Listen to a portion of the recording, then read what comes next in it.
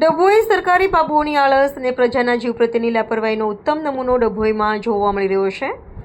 ડભોઈ સેવા સદન જેવા મહત્વના સરકારી સંકુલની બિલકુલ નજીક મુખ્ય રોડ પર જ છેલ્લા ઘણા સમયથી એક મસમોટો ખાડો રાજ કરી રહ્યો છે।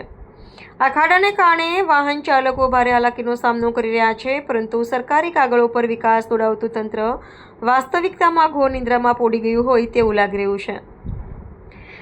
દિવાતળે અંધારું 100 મીટરના અંતરે જ પીડબ્લ્યુડી ઓફિસ છતાં આ ખાડા કાન સૌથી આશ્ચર્યજનક અને આક્રોશ જન્માવે તેવી બાબત એ છે કે આ એ જ રોડ છે જ્યાંથી રોજબરોજ ડભોઈના ઉચ્ચ અધિકારીઓની સરકારી ગાડીઓ પસાર થાય છે। એટલું જ નહીં, આ ખાડાથી માત્ર 100 મીટરના અંતરે જ માર્ગ અને મકાન વિભાગની ઓફિસ આવેલી છે, જે વિભાગનું કામ રોડ રસ્તા સરખા કરવાનું છે। તેના જ અધિકારીઓના પોતાના ઘર આંગણે પડેલો આ મોટો ખાડો જોઈ શકતા નથી। સેવા સદનથી માંડ 100 ફૂટના અંતરે રોડની અધવચ્ચે પડેલો આ ખાડો તંત્રની કામગીરીની પોલ ખોલી રહ્યો છે।